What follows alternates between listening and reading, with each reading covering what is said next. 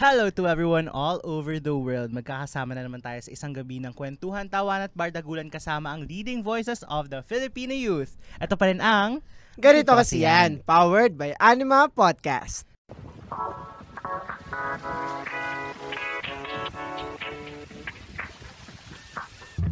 At kasama nyo pa rin ang inyong podcaster by day, Kraming Atenista by night na laging excited na magpantropiko dahil na. Oh, it's your boy Jacob. Si singer at ako pa rin tong striving scholar ng Rizal na laging nasa galaan. Kaya naman bago umuwi o bago tawagan ng magulang, sinasabi ko, wag muna tayong umuwi. Wow. Ako lang to, si Lance Arevada, at makakasama natin sa kanilang unang pagbisita dito sa Ganito Kasi Yan, ang Nation's Girl Group, BINI! Hello! Hello po! Kamusta po? Pakilala po kayo sa ating mga podmates and listeners. 2, 3. Mabuhay! Hi, I'm Maloy. Hi, I'm Mika. Hi, it's Joanna. Hi, I'm Aya. Hi, I'm Stacy. Hi, I'm Sheena. I'm Colette. And we are BINI. Yan! Kumusta naman po?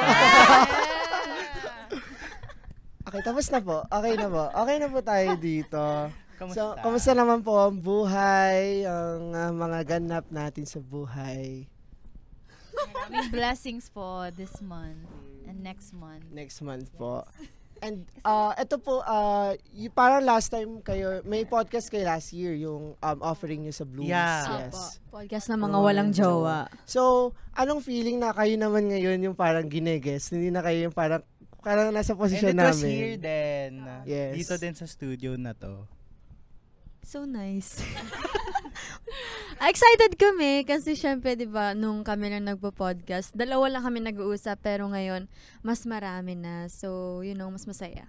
Tsaka first time po namin mag-guest sa podcast na face-to-face. Face-to-face. Face-to-face. Oh my God. Face-to-face. Parang face-to-face class lang. Pero nakikita nyo ba yung sarili nyo na gumawa pa ng mga podcast? Yes! Hopefully may season 2 po ng podcast ng mga walang jowa. Ah. May jowa.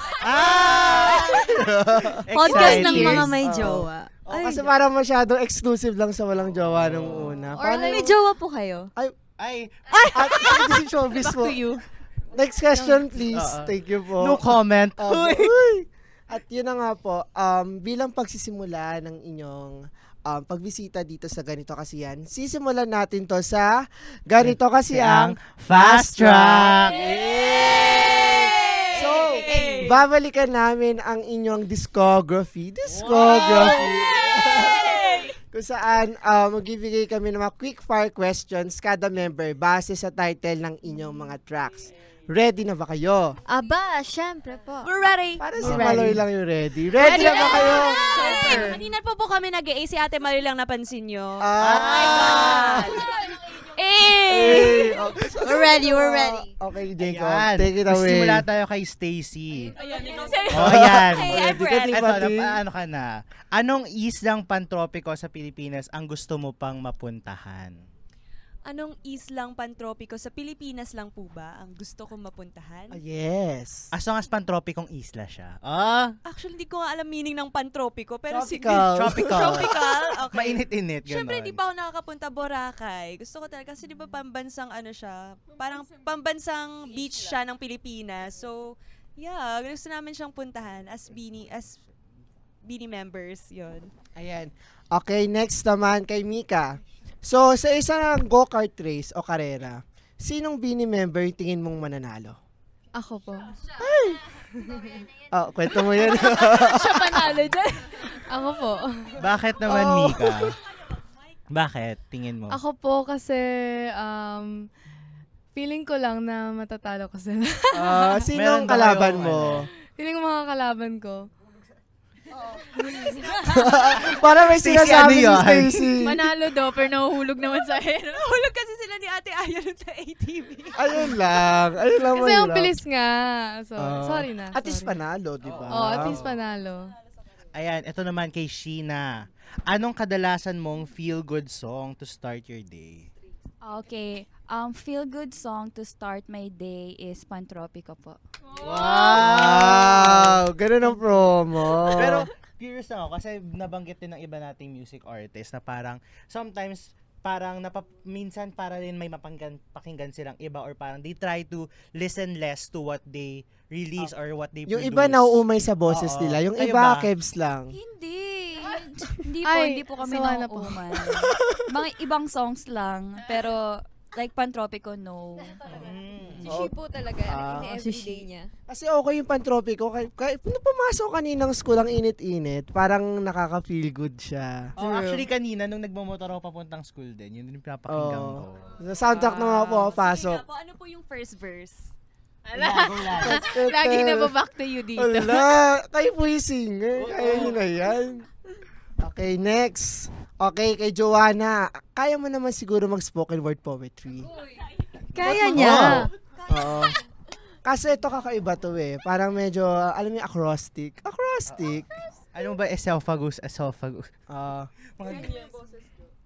Sige, pag-go.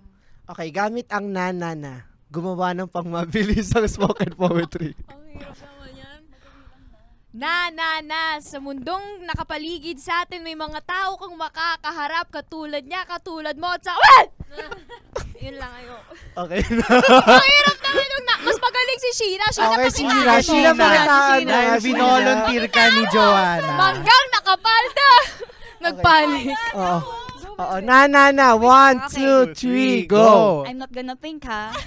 This will just all go out on my mouth. shit. Na, kakasabik naman pala na kapag ikaw may nandyan na sa tula, sa tuktok ng iyong bunganga, alam mo namang hindi ako mapapatulala sa gandang iyong napapala sa kanyang tatay ba o sa iyong nanay na mukha namang lola. Pwede na.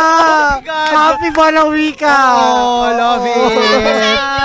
Queen of ano yan, Oo. spoken. Pwede na pambalagtasan. Wala akong naintindihan. Okay. Nasaan na palang si Mix Pero mukha namang lola. Oo.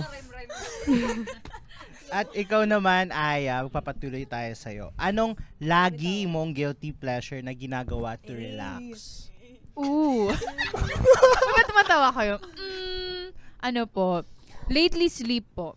Kasi,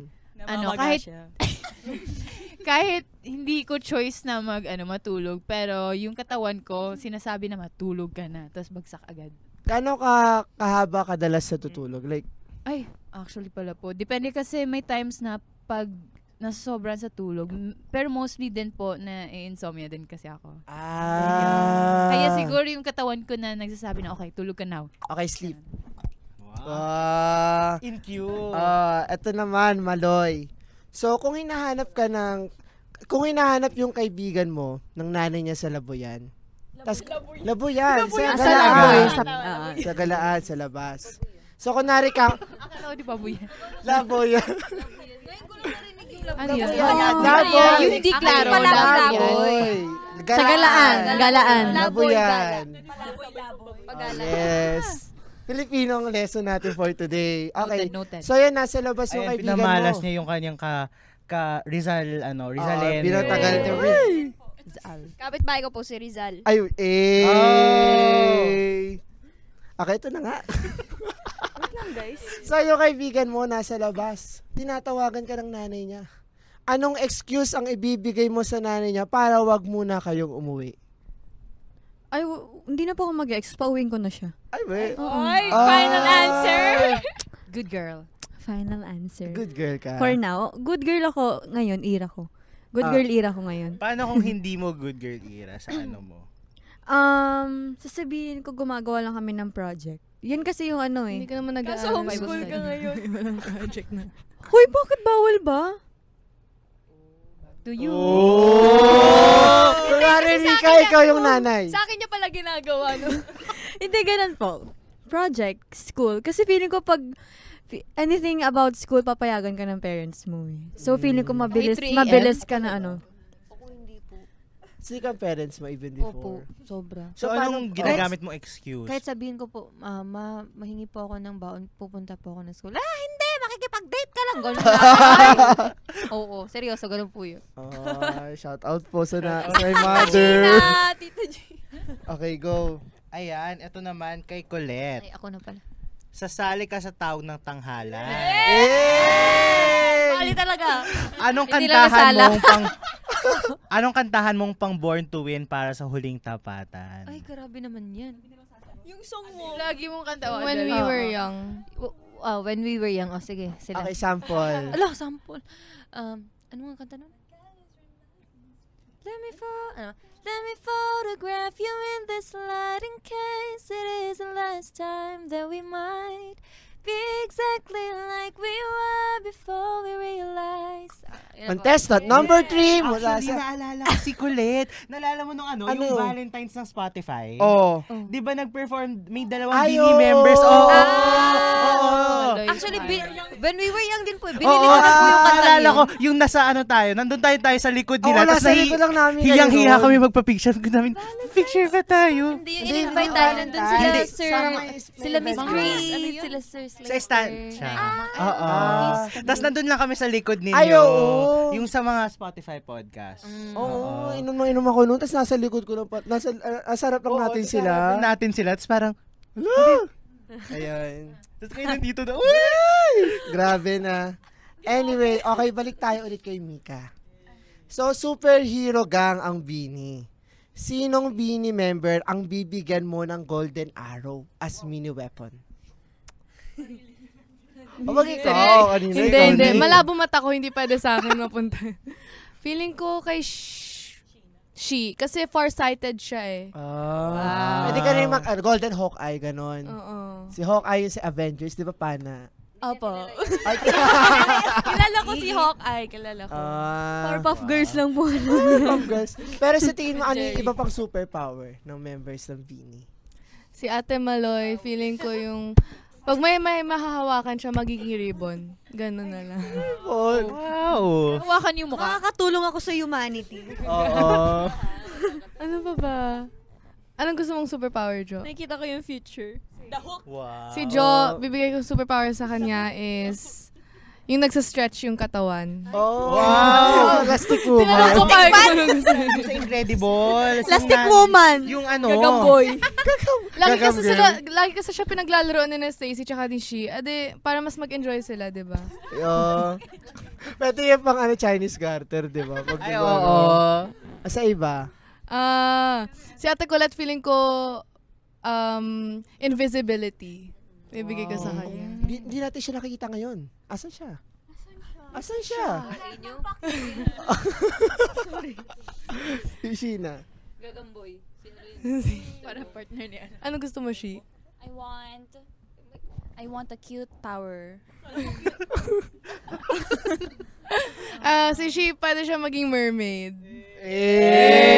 Marina, Jezebel, Marina. Sabi niya kasi cute eh. May power kang huminga sa ilalim. Mermaid. Oo. Okay, I accept it. Dito. Si Sako, Ano. feeling ko gusto niya lumipad. Wow, fly high. Ay, ayaw mo? Dapat lumilipad para maaga lang. Kaya Ate Aya na lang. Teleport na lang. Ay, teleport na lang kay Ate Aya. Oo nga, pwede yun para Pwede, ano. actually. At magpapatuloy tayo sa isang pangmalakasang Tugon tugon po. Tugon po. Po. Okay, sabi ko nga, so para sa mga bago naming listeners, ang tugon po, ang letter sender segment dito sa Ganito Kasi Yan. Kung saan sumasagot nga ang ating guest ng mga letters tungkol sa love, friendships, relationships, o basta kung ano mga problema ninyo. So, kung kayong gusto niyo rin magpadala ng letter, feel free na magpadala sa aming link. It's tinyurl.com/gky tugon mo. At makikita nyo rin yung link na yan sa description box ng episode na to. At sa nakapin tweet and pin post sa Instagram at X, Sa formerly X. Twitter. Yes. At Instagram. Oh yes. So, handa na ba kayo, Bini, para sa ating tugon po? Oh, yes. Ayan. Medyo nabuhay-buhay na. Kanina talaga si Maloy lang. Maloy po. Maloy. Grabe, di na ako mag-e-eya. Ito kasi. Hindi, buhay lang. Buhay lang. sila. Pero siguro before tayo magsimula, tanungin natin, kamusta kayo bilang advice givers? Bilang advisor. Advisors. Eskwelahan. Si Aya magaling. Si Aya magaling mag-advise. Okay. Sige. Ikaw ba, Aya, yung kadalasan nag-a-advise sa kanila? Ikaw bang mother of advice? Ako ba? Siguro kasi, baka kasi tinatawag kasi akong tita, kaya siguro ganun po. Or ano ba? Bakit? Mahilig na ako Si Joanna din. Si or, Hindi. As a leader, si Joanna, magaling siya mag-handle ng mga members niya. So, si Mika. Actually, may kanya-kanya naman. Oo, lahat. May kanya-kanyang forte, Oo, kumbaga. may expertise. Yes. Ako ng 30. Pero hindi mo ginagawa yung advice mo. Ikaw yun din yung mismo. Oh. Ayun naman mahirap. Pag mag-a-advise ka. Ikaw yung nag-advise. Oo. Kaya ito na. Ito na. Ako. Oo, ikaw nga. Ikaw Oo. nga. Hello, Jacob, Lance, and Beanie. Okay, isa-isahin mo silang Bini. O sige. Maloy, Mika, Joanna, Aya, Stacy, Sheena, Colette. Kasi ng letter sender natin na yun yung Gwen. mag-a-advise sa Si kanya. I was never the chosen chick. All my past consecutive exes last 2 years. All of them had their hard launch relationships after namin. Oh. Like, Lord, ito ba purpose ko? Pang character development talaga? Grabe naman. Alam ko. And all of the kasunod na girls is very gorgeous. Happy for them naman. Teka, basahin mo yan. Gorgeous nakalagay Ikaw na dito. magbasa. Sige. Very, very gorgeous. Okay, go. Oh.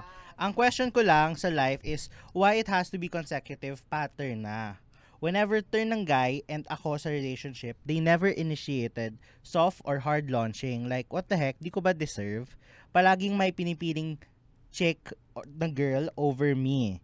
My guess, dahil hindi ko kaya maging chiki. May exclamation point. Chiki! Bakit? Lakasan mo. 1, 2, 3, go. Chiki! Okay. Oh. Ito na naman ako, papauto na naman ako sa mga pinapagawa mo sa akin. I can't deny that I'm not the type na very feminine. Whenever I'm trying to be more girly or what, it feels wrong. Napapansin ko talaga kasi na yung mga sumunod at pinili is ang agaganda talaga at talagang pang front girl. So, front girl. Paano pag back girl siya? Nasa likod siyang pila? Oh. Okay na? Hindi, Sige na? sige. Sige na. Tawa na lang po tayo. Tawa po tayo sa Tawa naman po kayo. We support you. Most of these guys, vibe kami as in. Maybe people just really love my vibe. But in the end, I'm not someone to commit to or pang brag about sa friends nila. I understand if that's the real reason. I'm more of bro-ish vibe kasi than girly, pretty, chicks type. Wala din kasi akong issue sa mga exes kong to. Lahat, it ended up in good terms and I wish them all well sa new relationships nila. Kaka-wish ko siguro to ng have the best relationship you deserve. Now, sino magpapabless dyan? Ano kanina? Anyhow, I won't change though and fake myself. This is me. I'm working on the things that need to be changed but not to the point na I'm gonna lose who I am just for the sake of pleasing these men. That's that. The never pinili.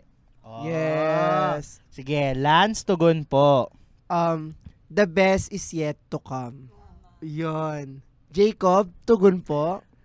Kahit marami mang iba dyan, the right one will never miss you. Okay, isa-isa. Magsimula tayo kay Maloy. Nakakakaba naman. Oo, okay. Okay. Maloy, tugon po.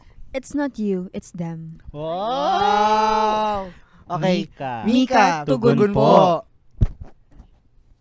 You just haven't found the one yet. Joanna, tugon po in 3, 2, 1. Nag-iisip Maloy siya. na yung nag-cue eh. Ang tunay na pagmamahal ay masigit pa sa litrato at status updates. Yo! Lalim! Parang nasa baul. Parang nag-iisip pa yung ma-backers. Okay. Aya, tugon po. Sometimes it's better to be friends so you can keep them forever than be lovers. Tama naman. Feeling naman. Tama naman. Okay, Stacy. Tugon po. Tugon po. Isa lang masasabi ko. God is preparing the right man for you. That's it. Sheena, tugon. Wala nang maisip. Sheena, tugon po. Girl, run. Okay, Colette. Ako, kung hindi siya para sa'yo, may taong mas para sa'yo. Ang ganda. So, yung ganito na parang, nandun, parang i-letter sender natin ngayon dito kasi may mga na-meet na siya and parang all goods naman. Pero sadly, nag-e-end siya. So, tingin nyo At ba? hindi lang nag-e-end. Never sinoff launch. Parang, Oo. okay, nakalimutan ko yung lyrics ng All Too Well. Sige. Anyway, so yung parang ganyan na, yung hindi siya, yung parang hindi nga pinili or like ganyan. Sa tingin nyo ba, when it comes to relationships or like meeting people in general, talaga bang usual na or parang normal na you'll meet a few people bago mo ma-meet yung tao na yun na yung magsisettle ka? Or like, there are also instance na talagang, if na-meet mo na to, naniniwala ba kayo na pag okay na-meet mo na tong tao to, siya na hanggang dulo? Like first time po? Yeah. Like first love. Hindi po ako naniniwala dyan. Bakit? Hindi lang po. Feeling ko lang like you have to experience life before actually settling down. Kasi parang you miss a lot of experiences and opportunities where you get to learn from people, and it's part of your growth na eh. Kasi sometimes when you're stuck with one person lang, parang you're used to everything na, and when you meet other people, you're just not used to it anymore and you don't know how to adjust. Kayo, naniniwala, ano yun, Gomaloy? Ako, katulad ng sinabi ko sa podcast, kasi nagkaroon ako ng relationship before, and parang nakaset na sa mind ko, okay, kami na, we have plans na, so parang nakakulong na yung mundo ko sa kanya, doon na lang siya umiikot. So parang, nung may ibang opportunities na pumasok, parang doon ko na-realize, ito pala yung nami-miss out ko. So this is the world that I'm missing out. So feeling ko yung choice na we have to separate ways, I think it's for the better, and I think I grow a lot better. Yeah. Thank you. Kayo sa back girls. Back! Front girl. Back. Oo. Girls at the back. Girls at the back. Sabi ko nga, like, yun, ganun pa rin na dalawa. Naniniwala ba kayo dun sa like, parang concept of first love and or such. like, settle na or like meet few people? Ako, for me, if you know what you want, parang kahit ang dami pang opportunities or parang you'll meet so many people pa after, pero kasi alam mo na to begin with kung anong gusto mo. So parang, alam mo yung sabi nila, when you know, you know. Kasi alam mo na, okay, this is the one. Pero for me, that will only work if on the other end then, both of you have that mindset. Because you will be together as one. Pero kasi if ikaw lang, yun yung nagiging one-sided po. So yeah. I agree. Definitely agree. Yes. Oo. Tsaka parang ang hirap din pag kunwari ikaw, nakaset ka na ay, the one na to. Pero yung other person pala, parang nag-explore pa siya at parang hindi pa niya nakikita na, ay, pang long term ka, ganon. Well, ano din yung masasabi nyo dun sa kasi, parang sinasabi niya na medyo mas boy siya, or like, hindi siya yung nag-fit dun sa conventional na, okay, feminine. Baka naisip na siguro kaya hindi siya yung pinipili kasi ganun yung parang vibe niya or like how she presents herself. So sa tingin nyo ba, parang ano yung parang masasabi sa ganung view? Na parang mas pinipili yung mas feminine or like yung mga boyish kahit sabihin mo na babae pa rin naman is like hindi sila, ganun yung nangyayari na parang nalileft out. Feeling ko, kung siya talaga yung para sa'yo, kahit sino ka man, tatanggapin ka niya, mamahalin ka niya for who you are. Hindi mo kailangan magbago para sa isang tao. Kung boyish ka, girlish ka, feminine, or bra girl, kailangan magpakatotoo ka lang para bra girl, B-R-U-H, bra girl, parang boyish, gano'n. Bra girl.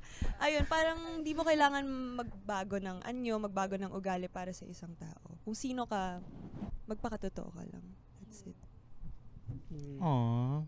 Pero yun nga, bilang napag-usapan din yung concept ng soft launching, hard launching, kayo ba, how important is it sa inyo, girls lalo na parang when you're in a relationship, talagang parang fineflex kayo or parang hard launch talaga kayo as a jowa, ganon?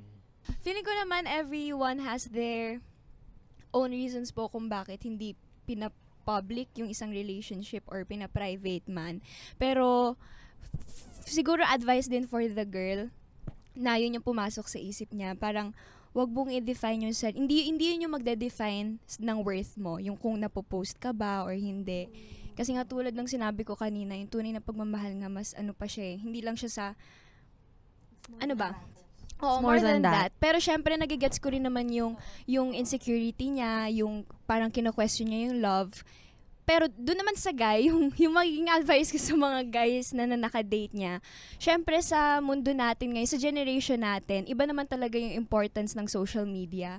Parang, it can be a way for couples na to show their commitment, yung i-share nila yung basta yung love nila. Parang gusto mo rin naman maging proud yung partner mo sa'yo, di ba, in some way. Pero may reason din So parang ayoko din maging one-sided. No judgment. Oo. Yes, and for me, feeling ko it's fine na hindi ka na-flex, but don't keep me a secret. Parang, Yun. that's the difference. Na okay lang siguro mo ako yung post-post, pero Private. wag mo akong like itago sa mga tropa mo. Oo, private but not secret. And feeling ko nga, sabi niya Ate Jo, may mga ganun nga na if hindi naman talaga ma-social media yung guy, yung girl, dapat mag-ano rin, na be open to that guy. Like, wag niya na-expect na pag nag-start yung relationship, ganun na siya agad.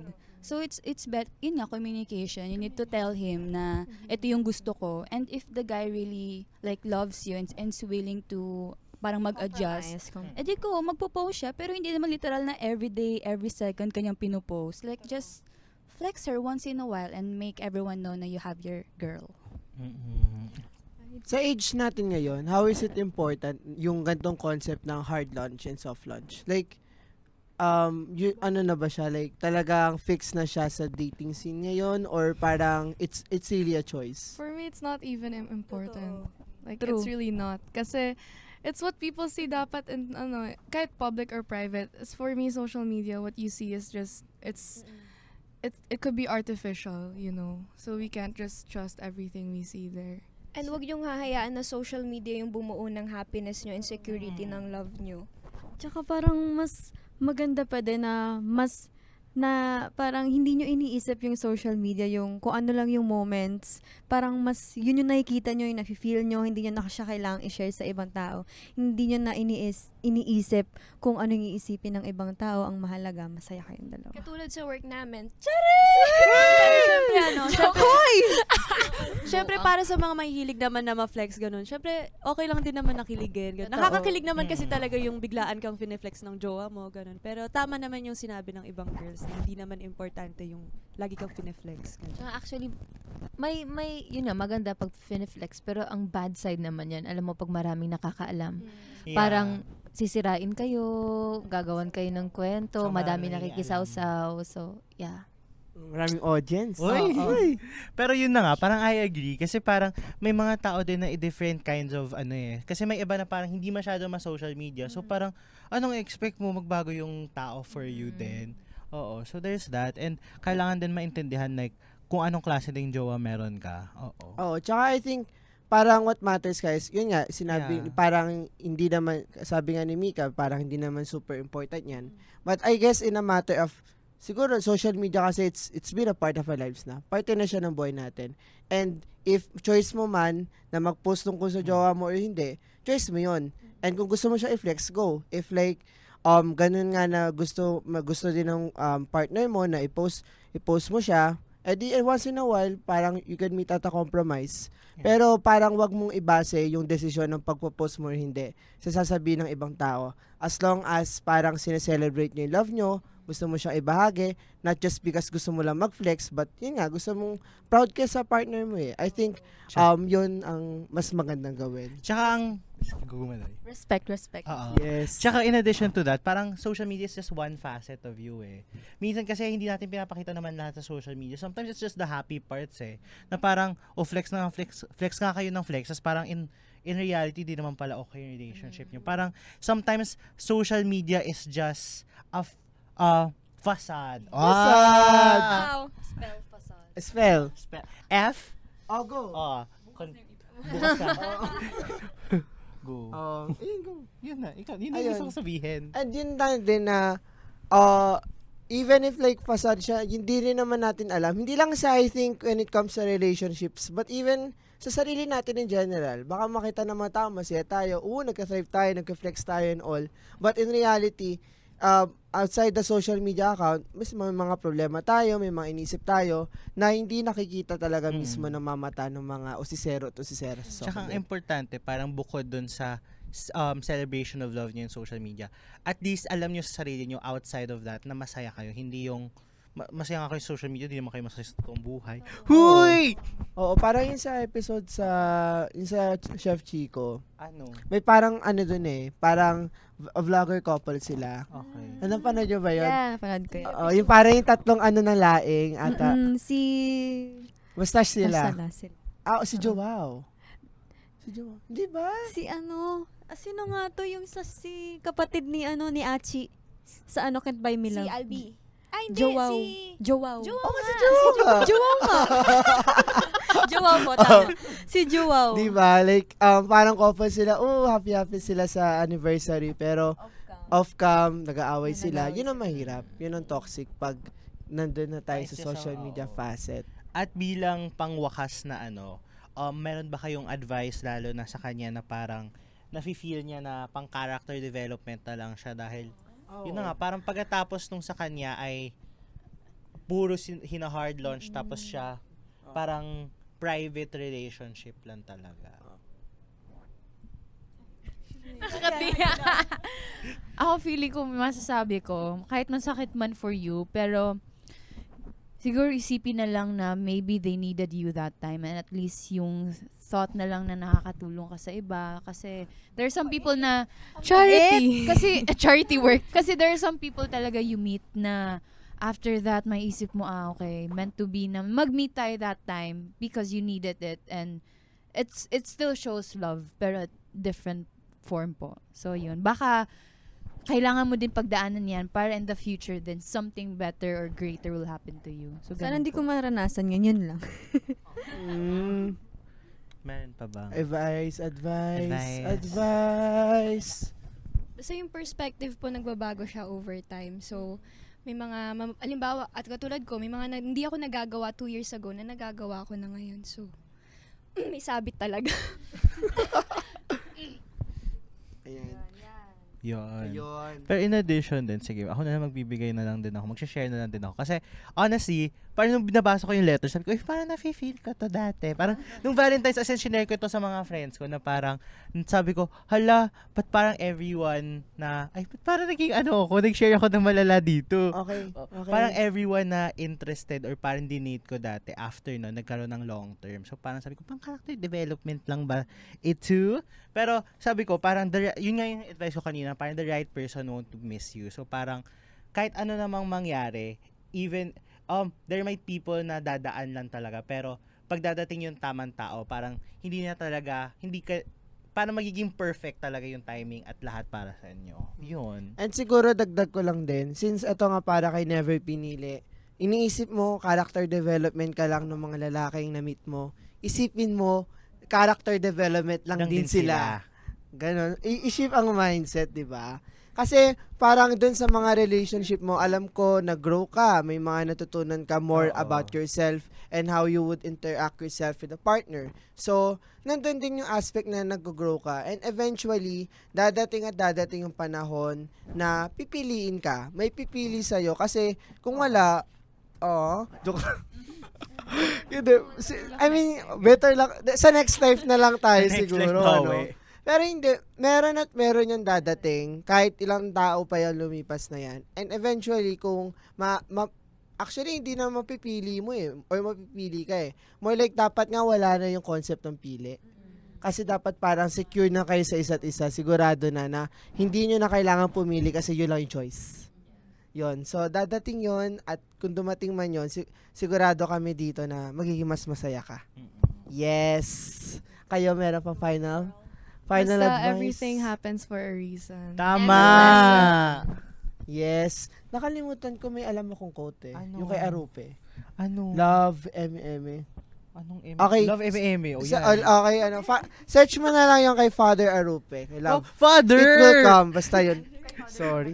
Okay. Sige, di na po kami mag-joke dito. Father pa rin nagsabi. Baka nasakto lang rin yung taxi cab theory sa mga partners niya dati.